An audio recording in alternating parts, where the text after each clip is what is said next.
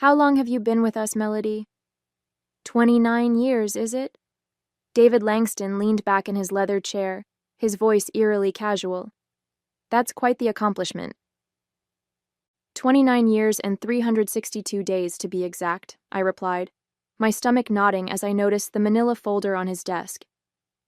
In all my years at Grantwell Manufacturing, I'd never been called into a director's office on a Friday afternoon. Something was wrong. I'm Melody Reynolds, 61 years old, and until 5 minutes ago, I was the senior compliance officer at one of St. Paul's largest manufacturing companies. I've spent nearly 3 decades ensuring that Grantwell operated within legal parameters, documenting irregularities, and standing firm when others wanted easy solutions to complex problems. My pension was set to fully vest on Monday, just 3 days away. The milestone I'd worked my entire adult life for was within reach. David slid the folder across his polished desk. Due to budget constraints, we're letting you go. His eyes never met mine. Effective immediately. The room seemed to tilt slightly. Budget constraints? Grantwell had just announced record profits last quarter. This is your severance package, he continued, tapping the folder with his manicured finger. Sign by tomorrow or get nothing.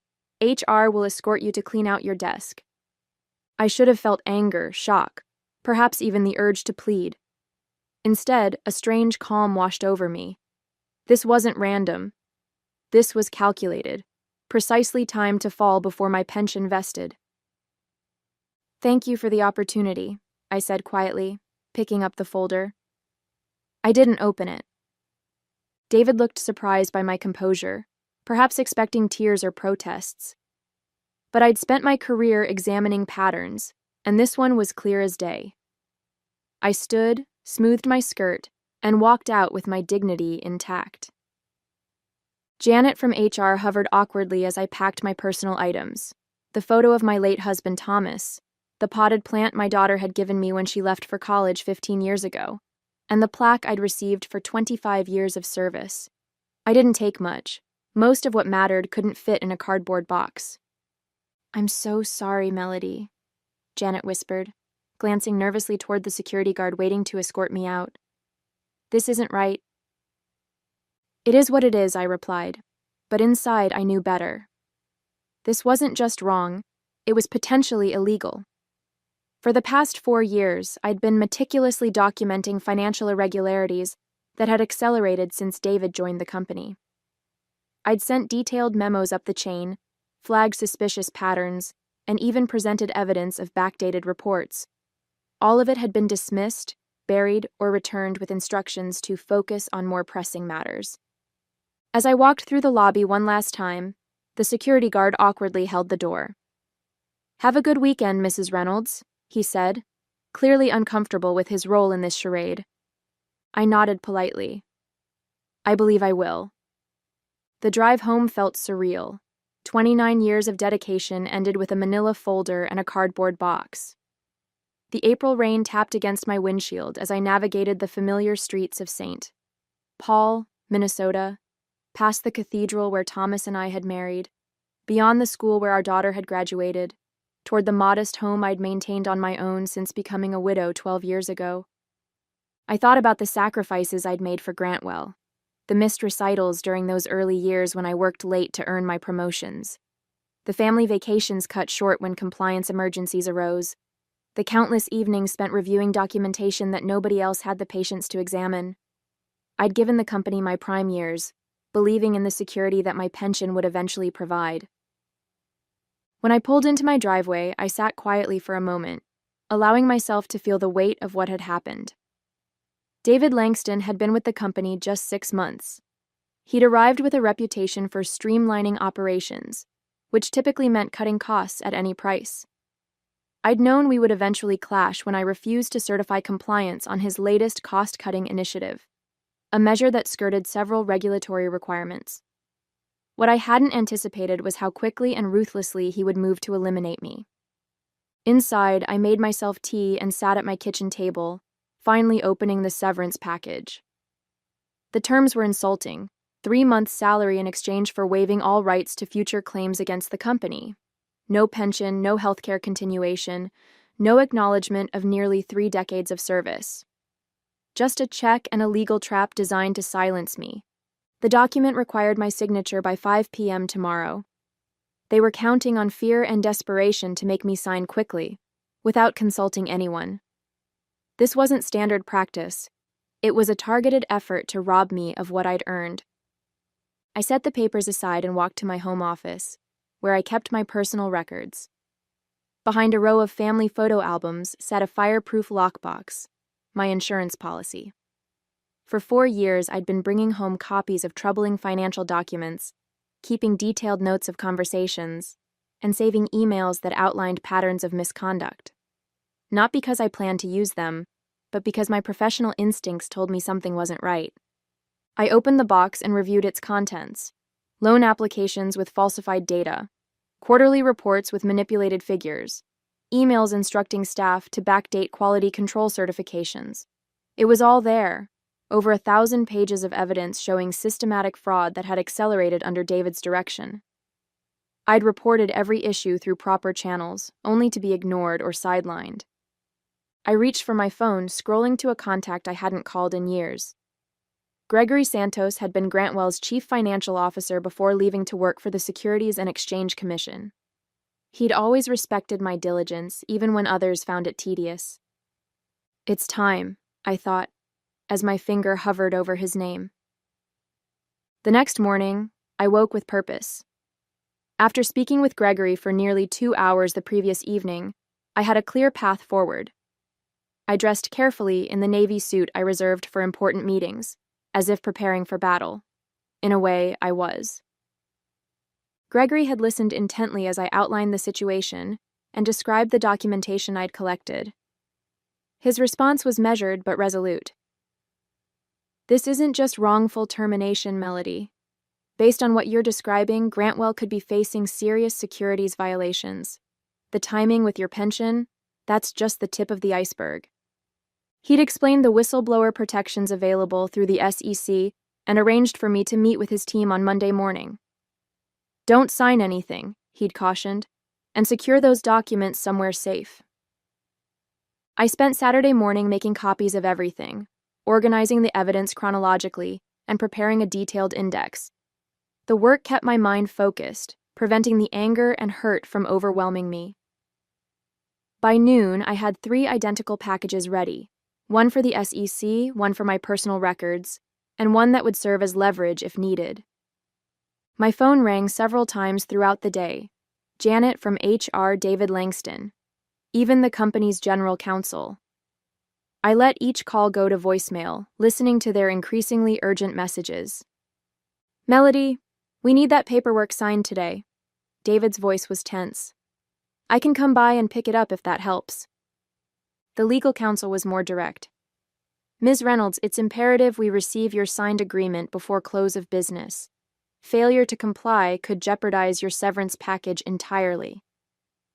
Their desperation confirmed what I already suspected. They knew they were vulnerable and wanted my silence secured before the weekend ended. At 4:30 p.m., my doorbell rang. Through the peephole, I could see David standing on my porch, his expensive suit looking out of place in my modest neighborhood. I didn't answer. Melody, I know you're in there, he called through the door. This is ridiculous. Just sign the papers and we can all move on. I watched silently as he eventually placed an envelope in my mailbox and returned to his luxury sedan. Only then did I retrieve it, another copy of the same agreement, with a handwritten note. Final opportunity. Sign by 9 a.m. Monday. That evening, my daughter called for our weekly chat. Elizabeth was concerned by the strange tone in my voice. Mom, what's going on? You sound different. I considered downplaying the situation but decided against it. Elizabeth deserved the truth. I was terminated yesterday, I said simply. What? But you're just days away from your full pension. They can't do that. They did, I replied. But don't worry, I'm handling it. Do you need me to come home? I can be on a flight from Denver tomorrow. No, sweetheart, stay put. I've got this covered. After we hung up, I sat in my living room as darkness fell, thinking about Monday's meeting with the SEC. For years, I'd tried to address these issues internally, believing in the system and the company's integrity. I'd been loyal, discreet, and professional, even when I suspected serious wrongdoing. But Grantwell had made its choice, and now I would make mine. I would not be signing their agreement. I would not be silenced. And most importantly, I would not let them discard 3 decades of my life without consequence. Monday couldn't come soon enough. Monday morning arrived with a clarity I hadn't felt in years. I dressed carefully, placed my documentation in a secure briefcase, and drove downtown to the federal building where Gregory had arranged our meeting. The weight of what I was about to do sat heavily on my shoulders, but there was also a sense of rightness to it all. The SEC offices were understated but imposing, all glass partitions and hushed conversations. Gregory met me in the lobby, his familiar face lined with more years but still carrying the sharp intelligence I remembered. "Melody," he said warmly, shaking my hand. "I wish we were meeting under better circumstances." "It's good to see you, Gregory," I replied. "Thank you for taking this seriously." He led me to a conference room where 2 other investigators waited: Angela Brennan, a senior enforcement attorney, and James Weston, a forensic accountant. Both greeted me with professional courtesy. "Mrs. Reynolds," Angela began, "before we start, I want to confirm that you understand the process we're initiating today.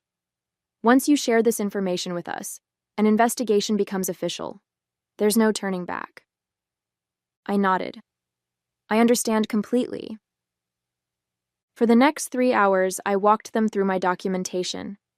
The irregular financial reporting I'd first noticed 4 years ago, when shipments didn't match invoices. The quality control certifications that had been backdated after products had already been shipped.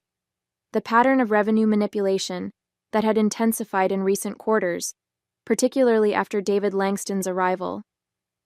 James examined the financial documents with growing concern. "These discrepancies aren't small," he noted. "The company has been systematically overstating revenues by at least 18% for the past 2 years. That's securities fraud." "And you reported these issues internally?" Angela asked. "Multiple times," I confirmed, showing them copies of my memos and emails. Each time I was told the issues were being addressed or that I was misinterpreting the data. When David joined 6 months ago, my concerns started being rerouted to his office where they disappeared entirely. Gregory leaned forward. "And you believe your termination was directly related to these reports?" "Without question. The timing, 3 days before my pension vested, makes it obvious. But more than that, I had recently flagged several major issues with David's latest cost-cutting initiative. He needed me gone before I could escalate further." As our meeting concluded, Angela outlined the next steps. "We'll need your formal statement, then we'll begin our investigation, which typically remains confidential until we determine whether enforcement action is warranted." "How long will that take?" I asked. "It varies," she replied. "But given the documentation you've provided and the clear pattern of misconduct, we may move quickly on this one." I hadn't even returned home when my phone rang. It was Janet from HR, her voice trembling. "Melody, something's happening. The board just called an emergency meeting. David's been locked in his office all morning, and there are rumors about SEC investigators contacting our general counsel." So it had begun, faster than I'd anticipated. The SEC must have made immediate contact with Grantwell's legal team. "I'm not surprised," I said calmly. "Did you—" Janet hesitated. "Melody, did you report something?" "I simply did what I should have done years ago," I replied. "What's happening with my pension paperwork?" "That's why I'm calling. The executive committee is reviewing your termination. They've put everything on hold until further notice." An hour later, my phone rang again. This time, it was William Hargrove, the chairman of the board, a man who had barely acknowledged my existence during our few previous interactions. "Ms. Reynolds," he said, his typically confident voice sounding strained. "We seem to have a situation that requires your input. Would you be willing to come to the office tomorrow morning to discuss matters? I'm afraid that won't be possible, Mr. Hargrove, I replied. Any discussions should include my attorney and potentially representatives from the Securities and Exchange Commission. I'm sure you understand. The silence on the other end was profound. Finally, he cleared his throat. I see. Perhaps we can arrange something more formal, then. As I hung up, I felt no satisfaction, only a deep weariness at the necessity of it all. I had never wanted to be a whistleblower. I had only wanted to do my job with integrity and retire with the security I'd earned. But Grantwell had forced my hand, and now we would all face the consequences.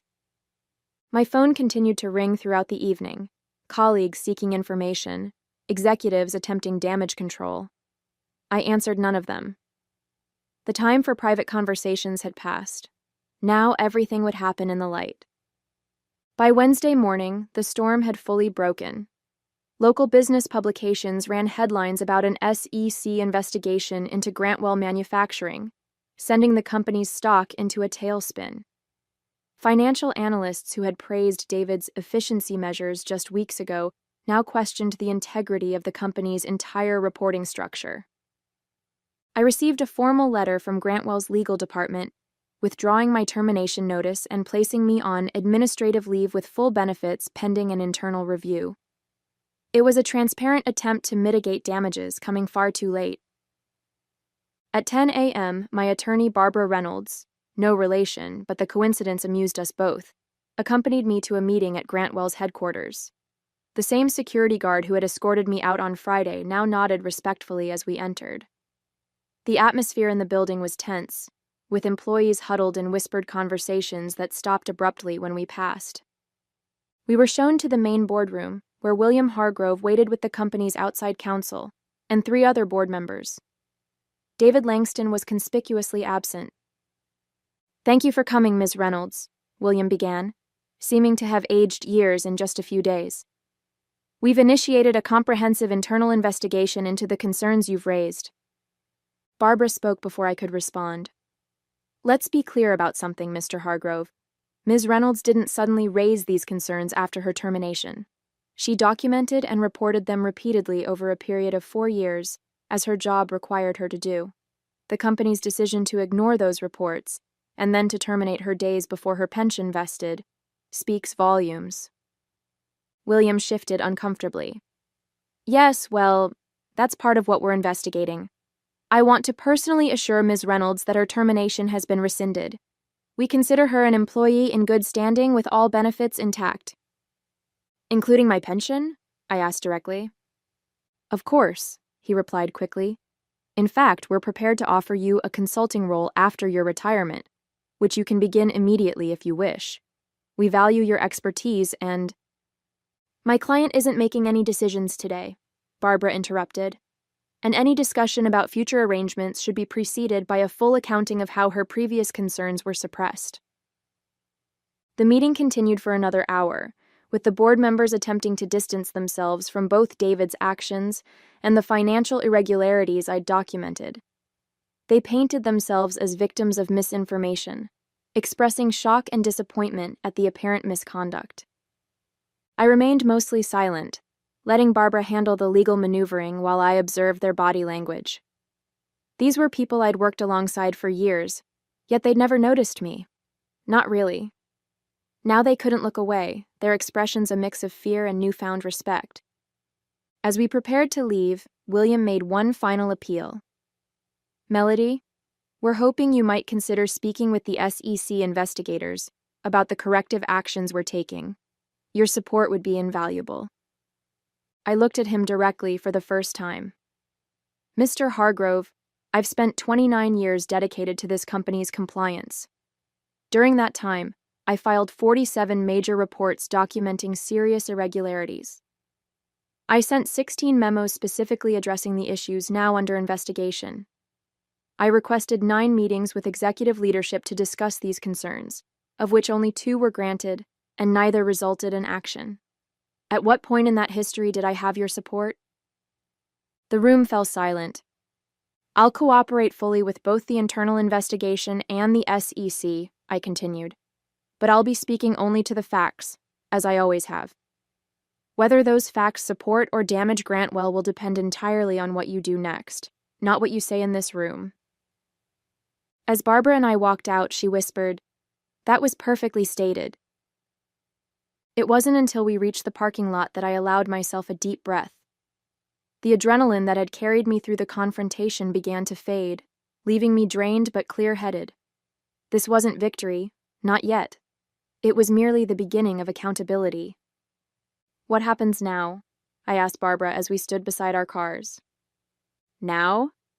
She smiled slightly. "Now they scramble to save what they can while the investigation continues. But make no mistake, Melody, they're terrified of you." I shook my head. "They're not terrified of me, they're terrified of the truth. There's a difference." Barbara nodded thoughtfully. "There is indeed.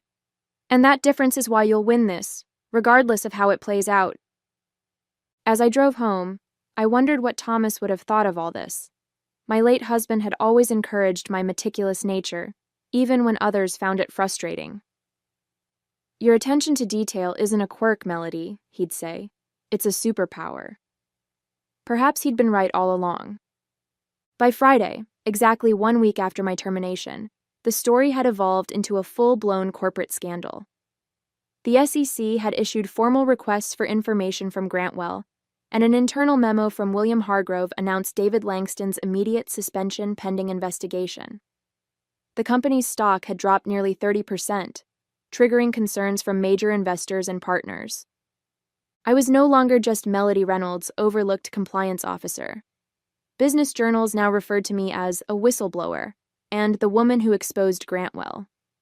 The sudden attention was uncomfortable, but I remained focused on the process, working closely with the SEC investigators who now had offices set up in a separate building near Grantwell's headquarters.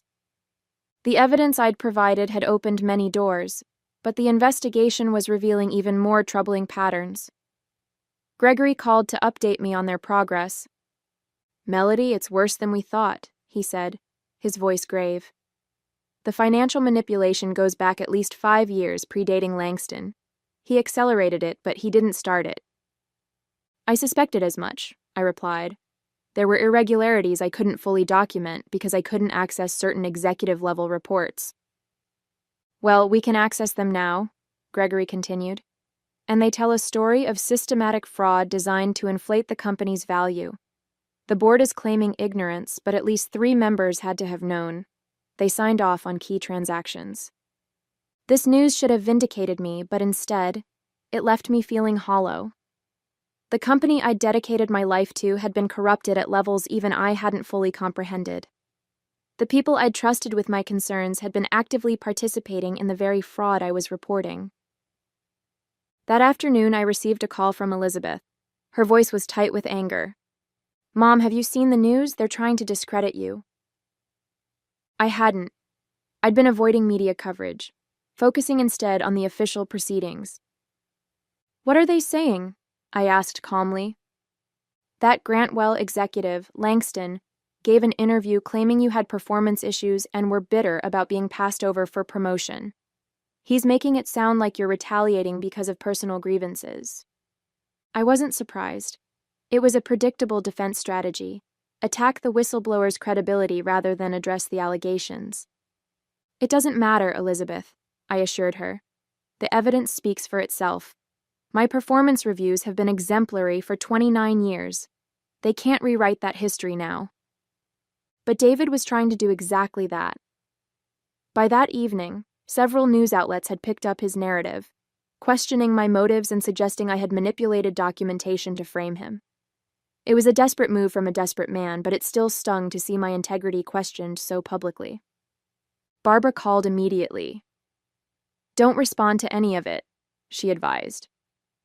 "The SEC will issue a statement tomorrow clarifying your whistleblower status and the credibility of your evidence. Let the official channels handle this." I wasn't planning to respond, I told her, but I am going to do something else. The next morning, I drove to my local bank and asked to speak with the manager, Tracy Ferguson. I'd known her for years as she handled most of Grantwell's local banking transactions. "Melody," she greeted me warmly. "I've been following the news. How are you holding up?" "I'm fine, Tracy, but I need access to my safe deposit box." Inside the private room, I opened the box and removed a sealed envelope I'd placed there 3 years ago. It contained copies of email exchanges between David's predecessor and 2 board members, discussing ways to manage financial appearances during a critical acquisition period. I had found these accidentally while archiving old emails, and something had told me to secure them separately from my other documentation. I hadn't included these in my initial SEC report because they weren't directly related to the current issues.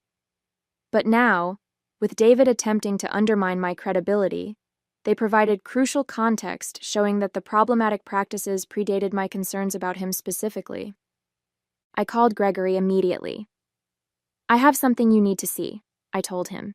"It changes the narrative completely." As I drove to meet him, I felt no satisfaction, only certainty that the full truth would now emerge, regardless of who it implicated. The emergency board meeting was called for Monday morning, 10 days after my termination and 7 days after the SEC investigation became public. I wasn't invited, but I didn't need to be there to know what was happening. The additional documentation I'd provided had accelerated the investigation dramatically, implicating not just David, but multiple board members in a years-long pattern of financial manipulation. Gregory called me from outside the meeting room. "It's chaos in there," he reported. "The SEC enforcement team just presented their preliminary findings. 3 board members have resigned on the spot. David is trying to claim he was following established practices, but no one's buying it anymore." By noon, Grantwell issued a press release announcing a leadership restructuring and full cooperation with regulatory authorities. The carefully worded statement confirmed the resignation of 4 board members, including William Hargrove, and the termination of David Langston for cause. The company's stock, already battered, dropped another 12%. That afternoon, my phone rang. It was Janet from HR again. "Melody, the interim CEO wants to meet with you. Tomorrow, if possible." The interim CEO was Patricia Donovan, the former chief operating officer who had always treated me with professional respect, if not warmth. I agreed to the meeting but insisted it take place at my attorney's office. When Patricia arrived the next day, she looked exhausted but determined. "Melody, I won't waste time with pleasantries," she began. "The company is in crisis, and you're at the center of it. Not because you did anything wrong, but because you were the only one who consistently did what was right." She slid a folder across the table, eerily similar to the termination paperwork David had presented just 11 days earlier. "This officially rescinds your termination, reinstates your employment retroactively, and confirms your full pension vesting," she explained. "It also includes an additional compensation package recognizing the difficulties you've experienced." I opened the folder. The compensation package included a sum equal to 5 years of my salary, full healthcare coverage for life, and a formal apology from the board. "We're also establishing a new corporate ethics division," Patricia continued. "We'd like you to help design it, as a consultant, after your retirement. Your experience is invaluable." I closed the folder without commenting on the offer. "And David Langston? The board members involved?" Patricia's expression hardened. "Criminal charges are expected. The company will not be defending them." Justice, it seemed, had finally arrived at Grantwell Manufacturing. 6 months later, I sat in a federal courtroom, watching as David Langston and 2 former board members entered guilty pleas to securities fraud charges. The man who had so casually ended my career now looked diminished in his dark suit, his arrogance replaced by defeat. Our eyes met briefly as he turned to leave, and I saw recognition there, not of me specifically, but of what I represented, the consequences of his actions personified. The Grantwell scandal had become a case study in corporate governance failures and the crucial role of internal compliance. I had declined the consulting position with the reorganized company, choosing instead to work with regulatory agencies to develop better whistleblower protocols. My story had inspired other compliance officers to come forward with their own documentation of corporate wrongdoing, creating a ripple effect across industries. The SEC had awarded me a substantial whistleblower payment, 15% of the penalties assessed against Grantwell. Combined with my pension and the settlement, I had more financial security than I'd ever imagined possible. I'd established a scholarship fund for women pursuing careers in corporate ethics and compliance, naming it after Thomas. Elizabeth had relocated to St. Paul to be closer to me, bringing my 2 grandchildren with her. We spent weekends together at my new lakeside home, building memories I'd missed while working all those long hours. One evening, as we sat watching the sunset over the water, Elizabeth asked a question that caught me off guard. "Mom, do you regret staying at Grantwell all those years, given how it ended?" I considered this carefully. "No," I finally answered. "I regret that it was necessary to expose them, but I don't regret my work there. Integrity isn't just about being honest when it's easy. It's about maintaining your principles even when, especially when, it costs you something." Elizabeth nodded thoughtfully. "You taught me that, you know. Not with words, but by example." That, I realized, was perhaps the most meaningful outcome of all. Not the vindication, not the financial security, but the knowledge that my choices had shown my daughter what it meant to stand firm in your values, regardless of the consequences. As for Grantwell Manufacturing, the company had survived, though greatly diminished. The new leadership had implemented stringent compliance protocols and transparent reporting practices. They still sent me their annual reports, perhaps as a reminder, perhaps as an apology. I read them carefully, noting the improved practices with professional satisfaction. Some might see my story as one of revenge, but I've never viewed it that way. I simply did what I had always done, documented the facts, reported the truth, and stood by my findings. The difference is that this time, finally, others were forced to listen.